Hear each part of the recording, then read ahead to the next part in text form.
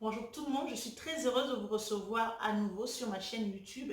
Aujourd'hui, je ne suis pas seule, je suis accompagnée d'une merveilleuse demoiselle. Elle est juste passionnante, elle est entrepreneur, elle va se présenter, elle vous parlera de son parcours, de ce qu'elle fait.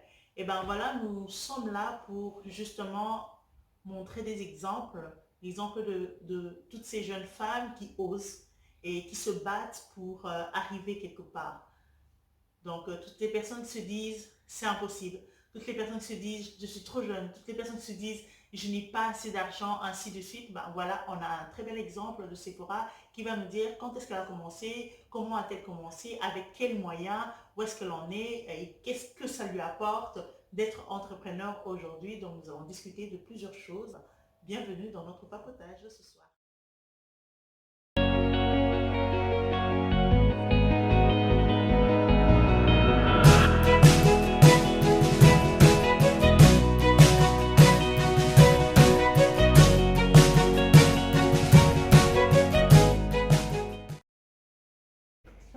Ça va super.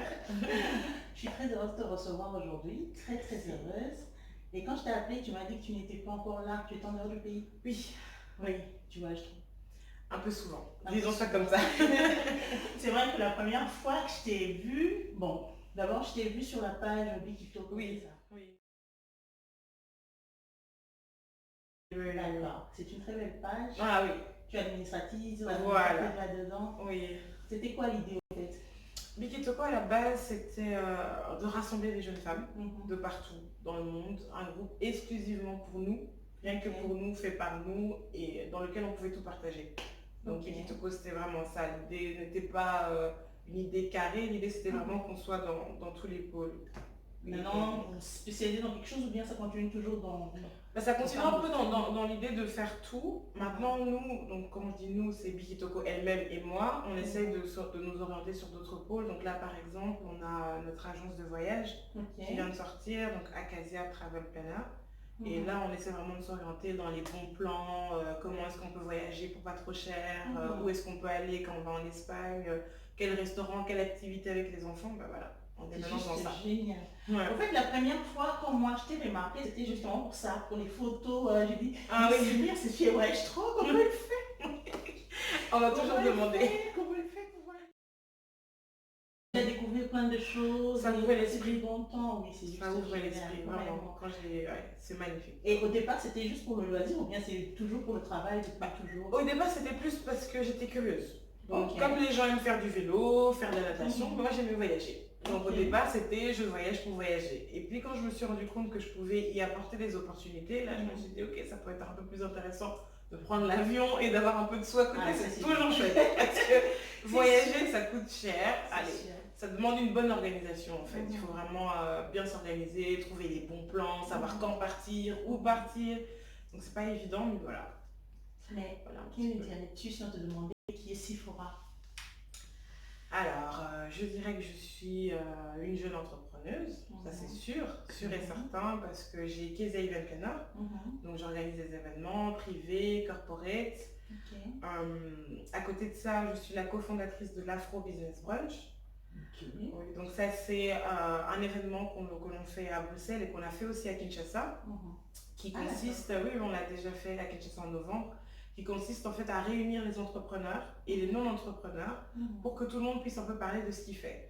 Parce qu'on se disait qu'on a toujours remarqué que dans les événements, c'est toujours une personne qui a déjà réussi, qui vient parler de comment moi j'ai réussi. Voilà. Mais finalement, les gens qui viennent participer, eux, on ne sait pas qui ils sont. Eux-mêmes, ils ne savent même pas qu'il est assis à côté de qui, etc. Donc le but de l'événement, c'est vraiment que tout le monde puisse parler de ce qu'il fait ou de ce qu'il veut faire, parce qu'on ne va pas exclure ceux qui sont dans des projets encore. Et les gens font connaissance comme ça. Donc c'est très intéressant comme événement. Vraiment, on rencontre des gens de tous les domaines. Et ce qui est chouette, c'est de voir comment les gens se créent des alliances entre eux-mêmes, juste parce qu'il a entendu que l'autre était dans tel domaine. Il n'y a qu'ensemble qu'on avance, c'est pas tout seul dans un coin, tu vois tout le monde et tout que tu vas réussir. J'ai ma vision, j'ai mon objectif, j'ai ce que je veux, je sais ce que je veux et je sais comment ce que je veux l'obtenir.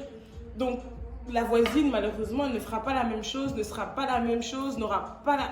Bon, bref. Donc... t'es tombée là-dedans, dans l'entrepreneuriat Donc, et tout tout ça. ça? Ouf. C'était un rêve depuis longtemps, d'enfant, ou C'est- bien c'est une inspiration? Mais j'ai envie de dire, c'est un peu lié à ma personnalité. Ok. Je suis très indépendante de base, Mhm. donc très, je sais entre guillemets tout faire toute seule. Je suis un peu, allez, j'aime bien prendre les devants, j'aime bien faire des choses, prendre des décisions et tout ça. C'est vraiment quelque chose qui est lié à moi. Et puis bon, je suis rentrée dans l'entrepreneuriat avec un peu de révolte en fait, parce que moi je suis un peu une révolutionnée dans ma tête. Je trouvais, parce que quand j'ai commencé l'entrepreneuriat, c'était par rapport au maquillage. Et j'avais remarqué qu'il n'y avait pas assez de teintes de nos peaux dans les magasins et tout ça. Et je me suis dit, il faut que je fasse quelque chose. Donc c'est parti de cette idée-là. Donc j'ai commencé à créer des ventes privées. Je vendais du maquillage, mais je ne les vendais pas n'importe comment. Je les vendais lors des événements. Et c'est là que j'ai décidé que voilà, les événements c'était super, que j'adorais. Donc je suis rentrée dans l'événementiel. Donc voilà, c'est vraiment en fait faire de toutes mes passions des opportunités. Donc C'est c'est vraiment plus ça. de la passion, tu n'as pas eu, je sais pas moi, des études sur ça, sur tout ce que tu fais? Pas du tout.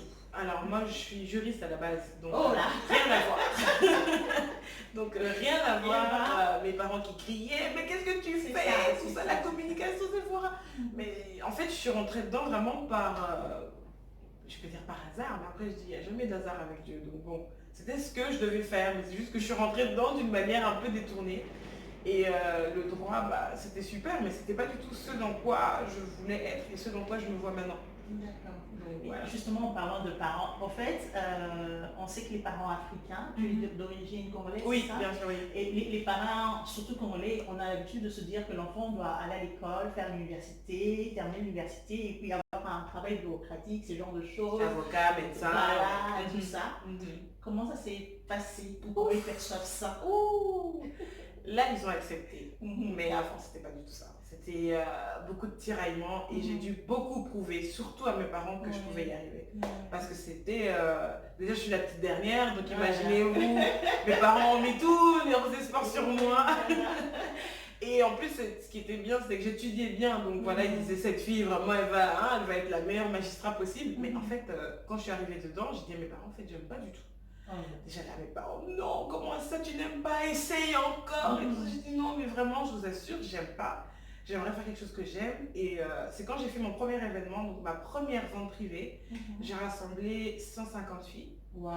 Et ma maman est venue, parce qu'elle était à Kinshasa, elle est venue voir l'événement, elle était choquée. Elle m'a dit, ok, ma fille sait faire quelque chose. Et depuis lors, elle commence un peu à se vanter, à dire à ses copines, ah, ma fille organise des événements. Mais au début, c'était pas facile, c'était la guerre. C'était vraiment, c'était la guerre. C'était effrayant pour toi-même de te lancer dans Ah, j'ai beaucoup pleuré, j'ai beaucoup C'est pleuré. vrai? Ah oui, parce que c'était souvent l'idée de, je suis pas soutenue. Ah Mes oui. parents ne me soutiennent pas, moi j'ai envie de faire quelque chose, ils comprennent pas que c'est ce que j'aime et ils ne me soutiennent pas parce que eux ils se disent c'est pas bien pour toi. Tu peux pas te minimiser à faire des événements, pourquoi tu veux faire des événements pour les autres, pourquoi est-ce que tu veux te mettre au service des autres? Parce que finalement, l'événementiel, tout ce que je suis en train de faire, c'est vraiment mettre au service des autres. Vous donner des bons plans pour aller à Malaga, c'est moi-même qui donne de ma personne, de mon intelligence pour vous trouver des bons plans. Voilà, oui. Mais ça, mes parents, ils n'acceptaient pas. Ils disaient, mais comment est-ce qu'elle peut faire quelque chose comme ça? Donc c'était vraiment l'idée que je ne me sentais pas soutenue. Alors heureusement qu'on a des sœurs, on a des frères, on a des amis qui te disent, écoute, c'est pas grave, vas-y. C'est ça qui a fait que j'ai continué, mais sinon, c'était pas facile. Mais est-ce que c'est plus dur en tant que femme ou bien ça n'a rien à voir aujourd'hui, on en est la parité, ça marche? Non, pas toujours. C'est compliqué, surtout quand il faut chercher des partenaires et des sponsors dans des histoires comme ça. Vous arrivez dans un bureau où c'est un homme qui est directeur et tout ça, il va tout de suite vous regarder avec un petit... vous allez y arriver, mais vous êtes jeune. Parce que moi, j'avais même pas aussi le fait que j'étais femme, j'avais aussi le fait que j'étais jeune. Parce que quand j'ai commencé, j'avais 18 ans. Donc Voilà. une petite nana, il dit, mais c'est qui celle-là, d'où elle sort? Et moi, je suis là avec mes idées carrées. Déjà, ils me sont épatés. Ils me disent, mais tu es trop jeune, mais comment est-ce que nous, on peut donner de l'argent, mais tu es jeune? Donc j'avais souvent ce souci-là. Beaucoup de contraintes. Ouais. Et le racisme, ça tapait sur quelque chose ou non? À Bruxelles, non, vraiment, franchement non. Franchement non, Ah, mais c'est par bien. contre à Kinshasa, oui. Oh là! Attention, Eh ben. à Kinshasa, j'ai eu des soucis parce que c'est souvent, c'est qui cette Belge-là, elle vient de Belgique, elle veut faire des événements à Kinshasa, Ah. Yenani, c'est qui? Pourquoi elle va faire ça? Ah là là. Donc moi j'ai eu des problèmes à Kinshasa. Contre toute attente. J'ai eu Contre toute attente, des soucis à On ne Kinshasa. parlait pas? Ouais, donc les gens prenaient mon événement vraiment de haut parce qu'ils se disaient, mais Oui, tu elle vient viens en de Belgique, pourquoi elle fait descendre. pas ça en Belgique? Mais je Voilà. fais ça en Belgique, je suis venue apporter à mon pays aussi quelque chose, Oui.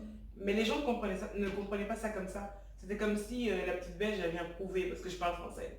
Donc, c'est un peu triste, hein? Ah oui, c'est vrai que c'est un peu triste. Mais si une jeune fille aujourd'hui aimerait se lancer dans l'entrepreneuriat, tu auras un conseil à lui donner ou bien une marche à suivre ou Bah déjà, j'aimerais bien lui dire de trouver vraiment sa voie et savoir ce qu'elle aime. Parce que l'entrepreneuriat, c'est quelque chose de difficile, contre toute attente. Hein, parce que maintenant, la mode, c'est les entrepreneurs par-ci, par-là. Oui, justement. Et il y a une vague là qui est arrivée, mais il y en a beaucoup qui laissent tomber, justement parce que c'est pas ce qu'ils aiment. Si ce dans quoi tu veux exceller n'est pas ce que tu aimes, tu n'auras pas la volonté de te réveiller tous les matins pour aller faire des choses. Si j'aimais pas l'événementiel, franchement, je ne serais pas tous les week-ends en train de ranger mon box, je ne serais pas tous les week-ends en train de faire l'inventaire, mais tout ça, c'est des choses que c'est malheureusement les revers du métier. Donc, c'est des choses que vous ne voyez pas, mais que nous, on doit faire. Oui. Donc, si ce n'est pas quelque chose que vous aimez, c'est pas la peine. Copier le voisin, c'est pas la peine non plus parce que vous allez laisser tomber dans les mois qui vont suivre. Il y a eu une vague de maquilleuses, je sais pas si tu as vu, il y avait tout le monde qui était devenu maquilleuse, il y avait tout le monde qui était devenu photographe, maintenant c'est tout le monde qui est devenu organisateur d'événements. Mais il y a certaines personnes, malheureusement, ils vont passer parce qu'ils le font par effet de mode en fait.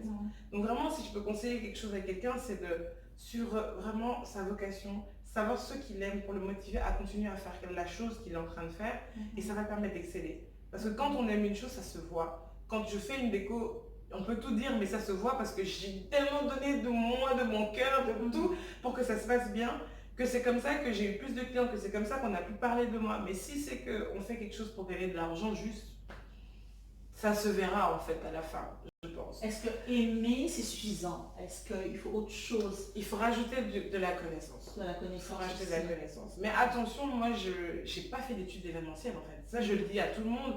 Je n'ai pas du tout étudié dans ça. Moi, j'ai étudié le droit. Et puis après, j'ai fini. Je me suis dit, ok, je vais commencer à rentrer quand même dans la communication parce qu'il faut quand même que je sois un petit peu calée dans ce que je fais. Mais même en communication, je n'ai pas du tout appris l'événementiel. Donc, c'est des choses que j'ai vraiment dû chercher sur Internet. Quand je vois quelqu'un qui fait mieux que moi, j'ai pas peur de demander. Ce sont des choses qu'il faut faire. Parce que dans nos communautés africaines, on a toujours peur de dire je sais pas. Ça, j'ai remarqué. Ah, mais montre-moi comment tu as fait ton pondou et tout. Tu te dis pas, ah, si je lui demande, elle va encore se moquer de moi et tout. C'est une mentalité à chercher à détruire parce qu'il y en a même qui se moquent de ceux qui demandent. C'est ça aussi le problème. C'est ça. Et ceux qui ont peur de demander et ceux qui se moquent de ceux qui demandent, c'est ça que notre mentalité nous empêche un peu d'avancer. C'est ça. C'est ça. Oui. Parce que moi, mon inquiétude, c'est surtout pour les familles congolaises qui n'ont pas assez de revenus, mais qui vont chercher à tout le moyen que la fille ou le fils puisse faire toutes les études universitaires, ainsi de suite, beaucoup de dépenses, au lieu peut-être de chercher à faire autre chose, une autre façon de se former. Tu vois, la plupart du temps, tu vas aussi au Congo. Je ne sais pas si Qu'est-ce que tu penses du Congo actuellement, côté, disons, entrepreneuriat et femmes? Quand j'ai fait justement l'événement l'Afro Business Brunch, je me suis rendu compte qu'il y en a beaucoup qui n'osaient pas en fait. Elle n'osait pas vendre X ou Y parce que c'est bon, sa maman elle lui a dit qu'elle devait finir à la Nizipa, tout ça. Donc elle me dit, c'est vrai, moi je suis passionnée par les chaussures, mais j'ose pas les vendre parce que ma maman m'a dit, tu dois finir ce que tu es en train de faire à l'université, tu te concentres sur rien d'autre. Alors moi je l'ai quand même conseillé de suivre sa voie bien sûr, mais je lui ai dit, écoute, essaye petit à petit. Parce que souvent aussi le problème qui se pose en Afrique, c'est que j'ai pas de budget, je sais pas entreprendre, j'ai pas d'argent. C'est vrai que là-bas, ils n'ont pas assez de revenus, ils n'ont pas les CPS et tout ce que nous on a ici ou quoi, même le travail, c'est un peu plus difficile à trouver. Et souvent les gens nous disent, mais on va commencer comment? On va commencer comment? Alors moi, souvent, je donne mon propre exemple. Moi, quand j'ai commencé avec 100 euros. Ok, génial. J'ai commencé avec 100 euros. Donc j'ai acheté, je crois qu'on avait acheté, le premier lot qu'on avait acheté, c'était des banana powder, donc c'est des espèces de poudre. On a acheté pour 100 euros. Ça nous a fait 250, ça nous a fait 500, ça nous a fait 700, 800, puis on est monté. Parce que, voilà, on a vendu tout, on a écoulé tout notre stock, puis on a continué, on a remis l'argent en jeu, on a recontinué à investir, etc. Le problème aussi du Congolais, c'est qu'il a sa première paye, il va, il dépense. Ça aussi, c'est un souci. Parce que quand il va recevoir son argent et qu'il va le dépenser, il a perdu son fonds de caisse. Donc, et comme ça devient encore, ah, j'ai plus d'argent, maintenant je sais plus comment je vais faire. Mais non, en fait, l'entrepreneuriat, il faut vraiment c'est de la discipline. Oui. C'est très important d'être discipliné, de se dire, ok, cet argent-là, c'est pour que je vende mes chaussures, je vends mes chaussures avec ça. Quand je reçois le gain de tout ce que mes clients m'ont donné, je le garde, je le réinvestis. C'est vraiment ça qu'il faut faire. Mais si c'est que tu gagnes 100 dollars sur peut-être 50 euros, 50 dollars investis, tu es déjà au restaurant le dimanche, tu ne vas jamais réussir à entreprendre. Ouais. Souvent, ça aussi, je disais aux gens, il faut être discipliné. À Kinshasa, malheureusement, les gens partent un peu dans tous les sens. Mais en fait, c'est aussi des fois... C'est culturel aussi, je pense. C'est culturel et la discipline de la gestion, on ne l'a pas. Et on a aussi cette tendance de... Je ne veux pas attendre de gagner assez pour enfin m'afficher comme il faut. Voilà. Mais on a besoin que tout de suite, tout le monde puisse voir, voilà, moi je sais paraître et tout ça. Voilà. Bon, ça, il faut nécessairement qu'on en parle, même si on n'en parle pas souvent. Ma question est de savoir, est-ce que l'entrepreneuriat, une femme qui entreprend, ainsi de suite, est-ce qu'il y a un hic qui pourrait exister dans ce qui concerne le foyer ou ainsi de suite? Parce que aujourd'hui, ce que moi j'ai constaté, c'est qu'une femme africaine, une Congolaise, lorsqu'elle est née, on se dit, ben voilà, elle va à l'école et puis elle va se marier. On n'envisage pas qu'elle va changer le monde, elle va laisser une empreinte, non, elle va se marier. Voilà. Et du coup, quand tu veux faire quelque chose, on veut savoir est-ce que ça ira avec le mariage ou pas. Ton point de vue là-dessus, qu'est-ce que tu en dis? C'est dur. Déjà, je peux déjà dire que c'est très dur. C'est tellement dur, ça ne veut même pas imaginer. Vraiment, c'est pas facile parce qu'une femme indépendante, elle a tendance à un peu faire peur. Nos cultures, c'est la soumission, l'homme, c'est le patron, c'est celui qui apporte l'argent, c'est ceci. Une fois que c'est la femme qui commence à apporter de l'argent, ça devient un peu... ça devient un peu compliqué. Et même moi-même, je peux dire que franchement, j'ai du mal à rencontrer des personnes parce que je fais peur en fait. On se dit, elle a besoin de personne. On a déjà dit, hein, tu fais peur, on dirait que tu as besoin de personne. C'est un peu triste, hein, parce qu'on se dit, mais j'ai toujours besoin des gens. Et je ne suis pas arrivée où je suis si j'étais seule. J'ai toujours eu des amis qui m'ont aidée, des connaissances. Donc je dis à tout le monde, non, j'ai besoin des gens. Mais ça fait peur parce que l'homme en face, il se dit, ben, elle a déjà tout, elle s'est acheté tout, elle n'a pas besoin de moi, donc elle ne va pas dépendre de moi. Donc moi, quand je lui ai donné un ordre, elle ne va peut-être pas l'écouter. Alors que non. Non, dans ma vision des choses, je ne suis pas là pour dire que je suis l'indépendante parce que j'amène de l'argent donc je ne t'écoute pas. Moi, dans ma vision des choses, c'est oui, j'apporte de l'argent parce que je suis douée pour quelque chose et que, entre guillemets, je suis patronne de mes entreprises, donc ça va pas changer. Mais ce qui se passe à la maison, c'est différent. Mais ça, c'est pas évident à expliquer parce qu'ils disent, ah, tu dis toujours ça, mais non, en fait. Donc c'est... En fait, finalement, on a l'impression qu'ils sont hypocrites parce qu'ils veulent des femmes dynamiques. Oui. Ils ne veulent pas des épouses dynamiques. Exactement. Elle fait peur, l'épouse dynamique, parce qu'elle se dit, donc elle va me laisser avec les enfants, elle sera jamais là, elle sera toujours partie. Mais après, moi, je dis toujours, c'est question de priorité aussi. Là, moi, j'ai pas de charge, je suis pas mariée, j'ai pas d'enfants, donc forcément, si je voyage demain, si je voyage dans 5 jours, qui s'en fout? On s'en fout. Mais quand j'aurai une famille, des enfants, un mari, ce sera différent, je saurai un peu comment jauger mes priorités. Mais ils sont un peu hypocrites, ça c'est vrai que j'avais pas vu ça sous cet angle-là. Mais ils veulent le parfait combo, mais quand on y est, non, on veut pas. On veut celle qui travaille pas, qui va dépendre. Pourtant, je pense que ça devrait être une fierté pour eux. Oui, justement, mais bon, c'est triste, on n'en est pas encore là. Espérons que les mentalités vont finalement changer, évoluer. J'ai vu dans l'humanitaire aussi. Oui. Alors, raconte. Ah ouais, ça vient de ma maman. Ça, c'est ma maman Coco qui s'appelle Moulengeji aussi. C'était elle qui a institué toutes ces histoires de faire des dons très souvent. Et ça a vraiment descendu chez ma maman, chez moi. Donc moi, en fait, étant petite, j'accompagnais ma maman faire des actions humanitaires en Afrique. Donc elle faisait ça au Bénin, au Cameroun, on a été au Zimbabwe, on a été en Côte d'Ivoire, on a été un peu partout faire des dons. Donc on amenait des subsides qui venaient d'ici, par avion, on les amenait dans les pays d'Afrique. Et puis à un moment, elle a filtré à Kinshasa. Et d'ailleurs, elle y vit maintenant depuis plus que 15 ans. Et on a commencé à travailler au centre Nganda. Donc maman, elle avait repris l'hôpital, elle avait ramené des nouveaux lits d'hôpitaux, etc. On était aussi à Kitambo, à l'hôpital de Kitambo, où on a fait beaucoup d'œuvres caritatives aussi. Et finalement, je me suis toujours sentie redevable en fait pour la vie que j'ai, pour ce que Dieu m'a donné, pour l'intelligence, pour la facilité que j'ai à développer des business et tout ça. Je me rends compte que c'est une grâce. Et donc pour moi, c'est logique de faire des dons. Très très très logique. Ça coule de source presque parce que je me rends compte que surtout dans nos pays, il n'y a pas beaucoup qui font, beaucoup de fondations, mais ils s'en vont, ils font des voyages, ils laissent les enfants laisser pour compte. Non, je suis tombée amoureuse d'un orphelinat que j'ai trouvé à Limba. C'est l'orphelinat des albinos. Maman Pauline Albinos.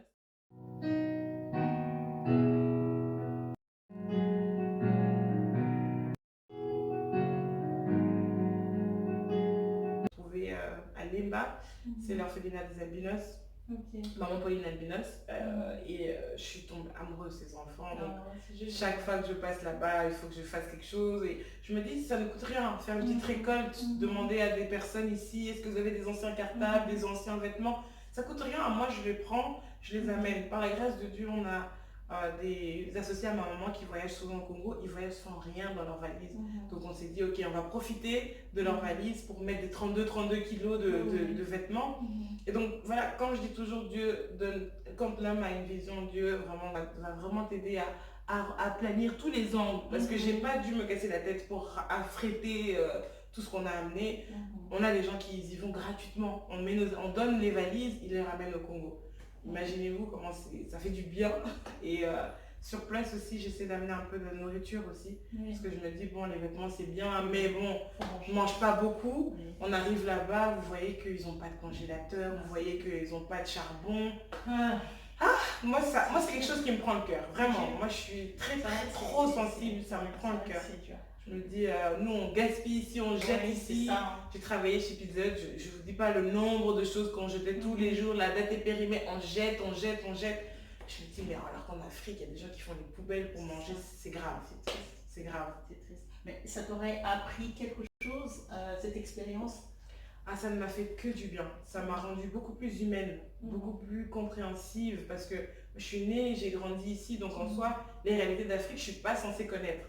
Je les connais parce que ma maman m'a toujours amenée en vacances là-bas vu qu'elle a une vie. Et ça m'a permis vraiment d'ouvrir mon esprit et de me dire, ok, il n'y a pas que toi, ton monde, ta famille à Bruxelles, il y a aussi d'autres personnes pour qui tu peux t'occuper. Et donc, je pars vraiment de cette idée que ça m'a rendue un peu meilleure, oui. Ça m'a rendue meilleure et je peux même aussi témoigner que j'ai jamais manqué quelque chose chez moi. Même s'il peut y avoir vent, marée, j'ai plus de sous, j'ai rien du tout, j'ai trop voyagé, j'ai plus d'argent, jamais il ne manque de pain chez moi. Jamais. Je peux dire vraiment jamais. Dieu trouve toujours quelqu'un qui va me faire un virement, qui va me donner 50 euros. Je ne manque jamais de rien parce que je pense qu'à un moment donné, je mets du temps pour les autres. Donc c'est give back, take back. Donc c'est vraiment ça. Génial. Et si tu dois dire quelque chose, parce qu'il y a des gens qui voient ce qui se passe au Congo, ils sont tristes, ils sont affectés, mais qui ne savent pas quoi faire. Qu'est-ce que tu peux leur dire? Que faire? Quand on n'a pas la vision, je me dis toujours s'associer avec des gens qui en ont une. Parce qu'on ne peut pas être toujours porteur de projet. Moi je veux faire ça. Non, on ne peut pas toujours avoir les idées parce que voilà, comme moi j'ai parlé d'acheminement et tout ça, c'était une question à laquelle il faut se poser. Si on voit qu'on n'y arrive pas, on s'associe, on cherche des gens qui sont dans une vision et on les soutient. Par exemple, pour les récoltes que je fais souvent, je reçois des dons de personnes qui me disent, écoute, je ne sais pas te donner de vêtements, j'en ai pas. Je ne sais pas t'accompagner à Kinshasa, je ne sais pas, je ne suis pas sur place, mais j'ai 50 euros. Je dis, ok, parfait, nous les 50 euros, on va acheter du savon, du sucre, du riz, de l'huile, on va acheter des sardines et on va ramener aux enfants. Donc, ce que je peux conseiller, c'est vraiment, si vous n'avez pas vous-même la possibilité de porter une vision, c'est vous associer avec des personnes qui en ont une. Bon, forcément, il y a beaucoup d'escrocs, donc il faut trier, parce que à faire d'orphelinat, j'ai vu de toutes les couleurs aussi. Les responsables, soi-disant, qui sont des gens qui prennent l'argent, qui s'en vont. Ah oui, non, moi j'ai vécu des histoires aussi, j'étais baptisée à Kinshasa, et maintenant je débarque par surprise. Moi je préviens plus, parce que quand tu préviens, ils arrangent tout pour faire un peu la tête de misère et tout ça. Moi je débarque comme ça, j'arrive. Heureusement que ça ne te décourage pas. Non, non, vraiment pas. Non, ça c'est ce que Dieu a mis en moi. Il n'y a personne qui peut me décourager. Vraiment, parce que j'ai écrit des histoires. Ils ont déménagé, le responsable a fouillé avec 1000 $ et tout ça. Non. Moi, j'ai vécu des histoires qui pouvaient vraiment me permettre de dire non, plus jamais, quoi. Mais non, quand c'est Dieu, c'est Dieu. Je fais ça pour lui. Ce sont ses enfants, moi je m'occupe d'eux, c'est tout. Aujourd'hui, nous en sommes dans un stade où on voit beaucoup de jeunes filles être abusées, que ce soit par...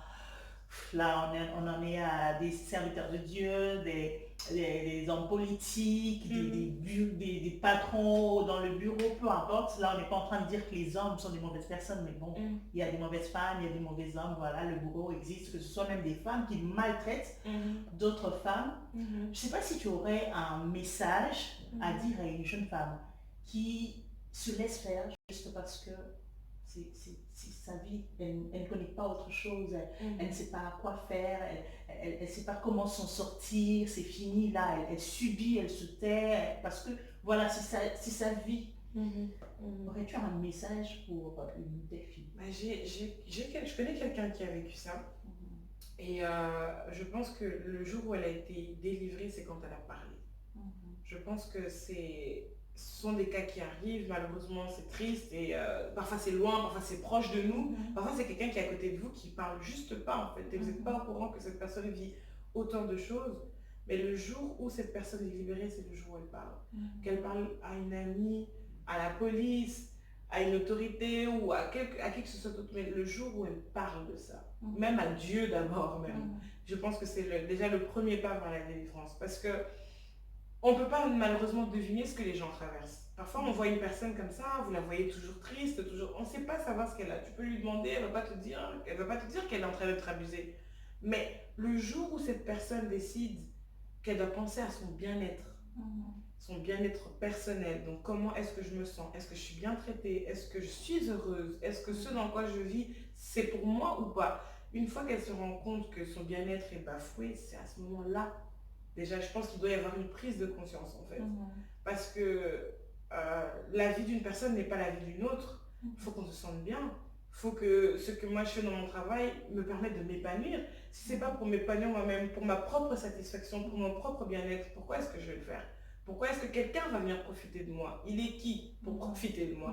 Moi, c'est quelque chose que ma maman m'a toujours inculqué, c'est qu'il n'y a personne qui ne peut te diminuer. Moi, ma mère elle me dit tout le temps, moi je t'aime gros comme ça, tu es la plus belle, tu es la plus intelligente, tu es la plus forte, tu es la plus courageuse, il n'y a personne qui va te dire le reste. Moi, je t'ai mis au monde, je te dis que tu es comme ça.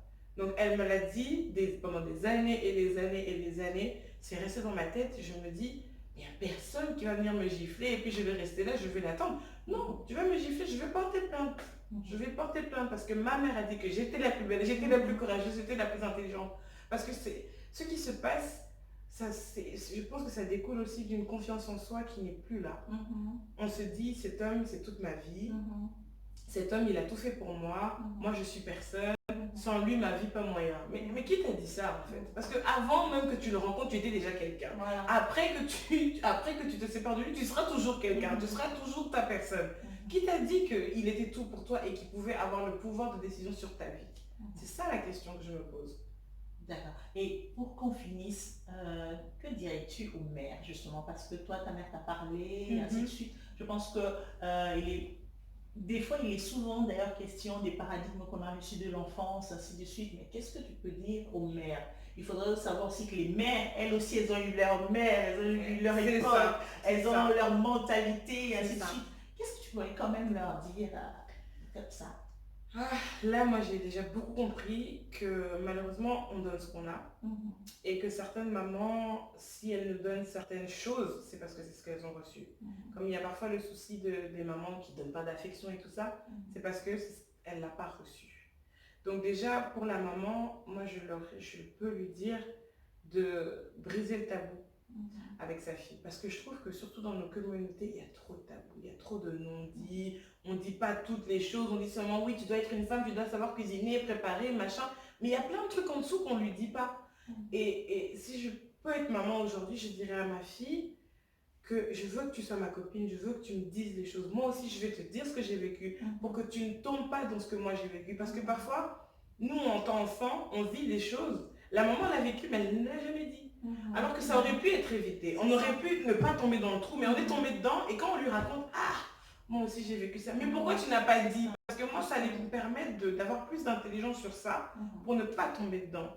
Et oui, c'est ça. Comme pour la fille abusée, c'est vraiment l'idée de parler. Parce que on est trop dans la gêne aussi. Comme on est des bantous et qu'on a notre façon de voir les choses, on est dans la gêne que voilà, je ne peux pas dire à ma fille ça, ça, ça, ça. Mais la meilleure des relations, c'est quand la maman et la fille ont développé une confiance à tel point que la fille lui dit des choses, la maman lui dit des choses, c'est un échange. C'est pas je suis ta maman, non. Je te parle comme une fille, comme une cousine, comme une petite sœur et je t'explique les choses. Parce que ça permet à l'enfant d'être en confiance et de tout dire à sa maman. Donc ça, je trouve que c'est important. C'est juste génial. Alors, Kinsey Evans, donc dis-nous, comment on fait pour te contacter et ainsi de suite, de l'événementiel, tu prends tous les événements ou, Oui, donc en fait, c'est tout ce qui est, oui, tous les événements anniversaires, baptême, mariage, etc. Donc je suis dans la déco et dans la... Voilà, surtout ça. Ça, c'est vraiment le truc qui m'a fait le plus connaître, c'est le baby shower.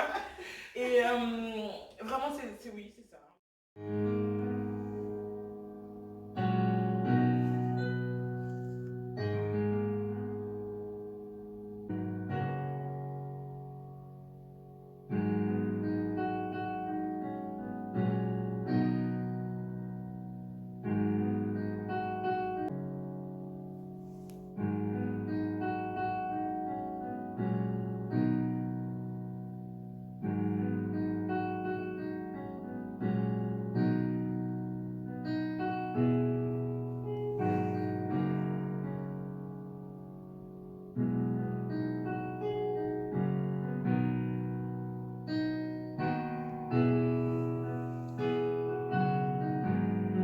Oui, c'est ça, un petit peu. Donc, l'idée, c'est de me contacter sur tous mes réseaux. Donc, j'en ai plein. J'ai Sephora, Biloma sur Facebook. J'ai Keza Event Planner sur Facebook, Instagram.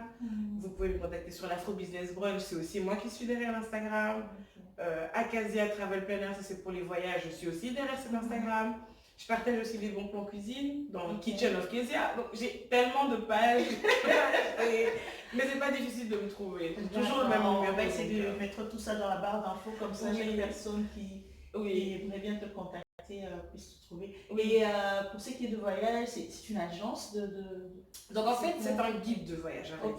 On se dit organisateur de voyage, donc c'est-à-dire que je parle de mes propres expériences, on parle de tout, parce qu'on est 4, on est quand même 4 dans le groupe, et on parle vraiment de toutes nos expériences personnelles, qu'on a, on a bien noté, tous les restos, toutes les activités, et on part de ça vraiment pour faire un gros guide de voyage.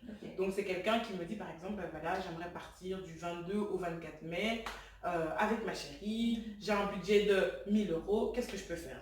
On va lui conseiller, tu peux aller là, il fait beau en ce moment, tu peux aller à Malaga, il fait beau, tu peux aller dans le sud de la France, il fait pas mal, l'hôtel peut te coûter 300, la voiture de location peut te coûter autant, donc vraiment c'est un peu ça. Et en plus de ça, on donne des bons plans parce que nous-mêmes on voyage, donc partout où on va, on essaie de dire, écoutez, là c'est bien, là c'est bien, là c'est pas bien, là on n'a pas aimé, là c'est un peu ça. Donc un guide de voyage en haut et des bons plans. Génial, tu auras un dernier mot pour la fin? Déjà merci, ça fait toujours plaisir. Non, ça me fait très plaisir parce que ça fait plaisir en fait que des personnes pensent que j'ai quelque chose à dire. Parce que moi je pense que j'ai quelque chose à dire, mais bon parfois je suis un peu timide. Je me dis bon je vais pas parler. Moi je ferai pas YouTube, hein, non, j'ai même pas le temps.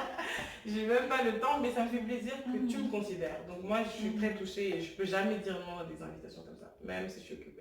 C'est juste chouette, je te dis. Franchement, c'est chouette. Et tu as tellement de choses à dire, tellement de choses à donner. C'est juste chouette d'avoir parlé enfin comme ça. Oui, c'est vrai. On se connaît. C'est vrai. C'est juste chouette. J'ai été très très ravie de te recevoir. J'ai entendu des choses qui m'ont édifié moi-même. Voilà.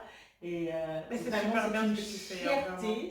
Merci beaucoup. C'est une fierté de voir notre jeunesse se développer autant. Tu es vraiment un exemple là-dessus. Pour moi, ça me tenait à cœur de pouvoir dire à toutes les jeunes filles qui se demandent comment je fais, que faire, est-ce que je peux, voilà. Vous avez la Sephora Bilomba qui, elle a commencé avec 100 €. C'est juste génial. Il faut être battant. Maman n'était pas d'accord, papa n'était pas d'accord, mais on donne les preuves pour prouver que c'est que l'on a et qu'on tient à faire les choses qu'on veut faire. C'est ça. Donc voilà.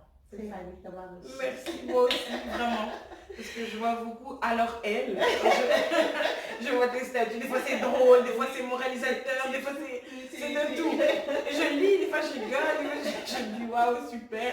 Mais c'est bien toute l'énergie que tu donnes, vraiment. Merci, Je pense que ça finira par payer. Je pense que tu es beaucoup suivi aussi. Je pense que tu es quand même beaucoup suivi. Donc c'est très cool de faire ça. Parce que je pense qu'on n'a pas assez de personnes en fait qui se disent ok, je prends mon temps libre pour donner aux autres. Parce que c'est un peu ça ce que tu fais. Hein. Tu prends ton temps libre pour filmer, là tu pouvais faire autre chose, hein. Tu pouvais cuisiner, tu pouvais faire tout ce que tu voulais, mais tu prends ton temps libre. Ça va payer. Merci bien. Merci.